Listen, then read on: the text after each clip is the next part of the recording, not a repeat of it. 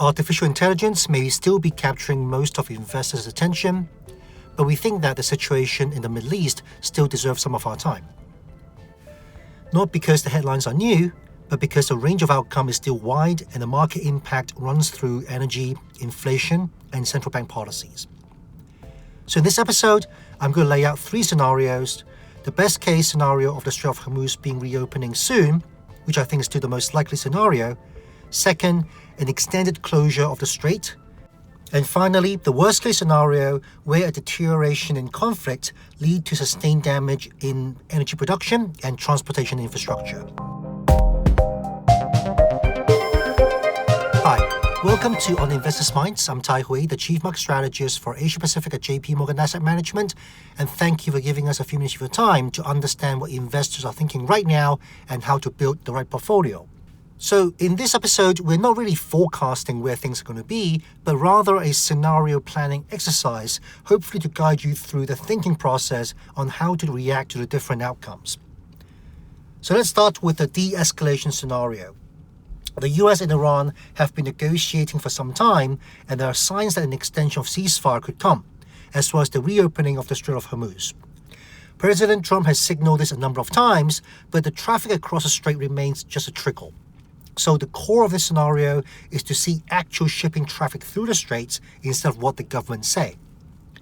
So in this scenario, the strait reopens in the near term and shipping patterns normalize over roughly 6 to 8 weeks. As a result, oil settles into a higher but manageable range, roughly $80 to $90.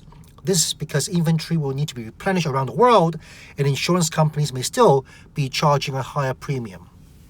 The key point is that inflation is still likely to stay elevated into the second half of 2026 and potentially into early 2027, even as the worst tail risk fade. Policy-wise, the framework is relatively straightforward. The Federal Reserve holds, not cutting, but also not forced into a renewed tightening. In contrast, the European Central Bank and the Bank of England may still be delivering modest hikes in the next couple of months, reflecting their inflation sensitivities and also differing growth dynamics. From a market standpoint, you'll typically expect a bull steepening in the US Treasury curve, the front end of the curve coming down with a greater probability the Fed will hold. Equities can move into a more constructive risk-on posture, with benefits spreading to a wider range of sectors, such as consumption and also industrials. The US dollar is also likely to soften as safe haven demands unwinds. If you are an investor, the message here is this is not back to normal just yet, but the tail risk is being compressed. So we expect investors to position for balanced risk, quality equities, selective cyclicality, and also fixed income duration that benefits from declining risk premia while still respecting the persistence of inflation. Now let's turn to the more challenging scenario. The strait remains closed for longer. Inventories in energy as well as petrochemicals get drawn down and start to impact on availability of both of these products as production inputs. Macro conditions are likely to deteriorate with inflation concerns replaced by stagflationary concerns, inflation moving up while growth slows down. Asia is relatively more vulnerable, both because of the trade exposure and also because of supply chain sensitivity tends to be higher. But given Asia's role in global production, the demand destruction in our part of the world could be felt around the globe. Central banks are facing the worst of both worlds, with only one tool to tackle high inflation and weaker growth. The scenario framework is that they may hike initially, responding to inflation, and then cut rates later as growth weakens and financial conditions tighten. At the same time, you could see fiscal support broaden as governments attempt to cushion the blow for households as well as companies from energy-linked price shocks. Now, market behavior in this regime tends to be explicitly risk-off. You could see curve flattening, credit spread widening, and also a rotation towards resilience and defensive sectors such as energy and utilities, which typically held up better than the broader equity market. In rates, inflation-linked bonds have shown greater resilience in the past, reflecting inflation persistence. You should also expect to see a stronger dollar as investors seek liquidity and safety, and gold may also help as a hedge against policy and also geopolitical uncertainty, but historically the magnitude of return from gold can be quite inconsistent. Now, this scenario also calls for alternatives, such as long-short strategies as well as income-oriented real assets as potential stabilizers, rather than just relying solely on the classic 60-40 stock bond portfolio that can be challenged in a stagflationary environment. The third scenario is most structurally significant: re-escalation across the region with sustained damage to energy infrastructure. The critical difference here is time horizon. This is not a shipping disruption that clears eventually, but a multi-year supply loss that reshapes the energy markets and also investment priorities. In that environment, long-dated energy futures are likely to rise, reflecting persistent scarcity and risk premium. At a strategic level, it could accelerate a faster push towards renewable energy and also energy independence, not only as an ESG preference, but also as a national security and supply chain imperative. You could also see a significant aggressive shift in policy response. When a shock threatens growth and financial stability, central banks tend to prioritize liquidity. The scenario framework is that central banks may move towards rate cuts and potentially renewed quantitative easing alongside large fiscal support from governments in order to stabilize economies to offset supply-side impairment.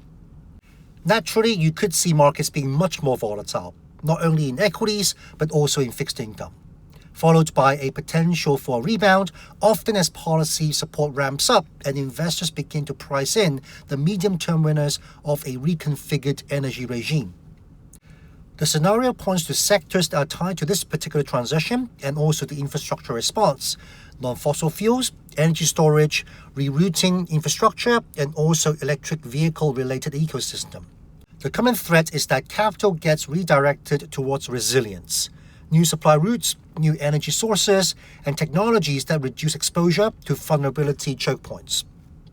The portfolio takeaway is that this is not just a defensive scenario, but a regime change scenario. Risk management matters at the front end, draw down control and liquidity when it first happens, but there's also a credible medium-term opportunity set in transition-linked assets and infrastructure aligned with energy security.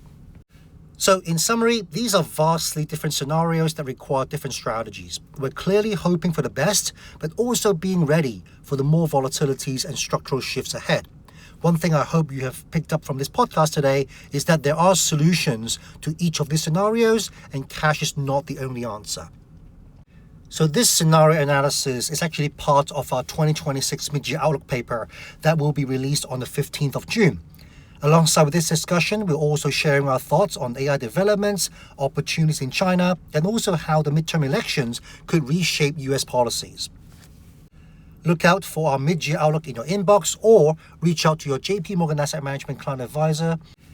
And of course, you can find this paper on our website starting on the 15th of June. I hope you found this episode useful. If you do, please share this with friends and colleagues, and of course, consider subscribing. If you have any additional questions, feel free to reach out to your JP Morgan Asset Management client advisor. I'm Tai Hui. I'll see you next time to discuss what's on investors' minds. Meanwhile, stay informed and stay invested.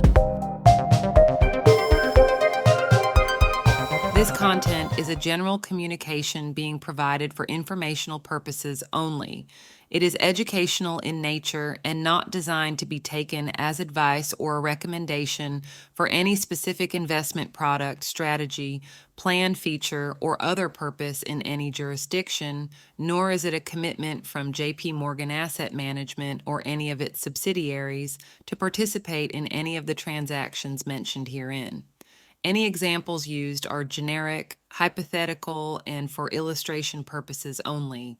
This material does not contain sufficient information to support an investment decision, and it should not be relied upon by you in evaluating the merits of investing in any securities or products.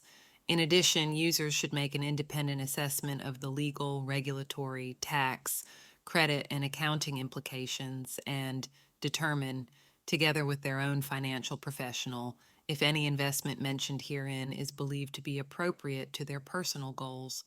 Investors should ensure that they obtain all available relevant information before making any investment.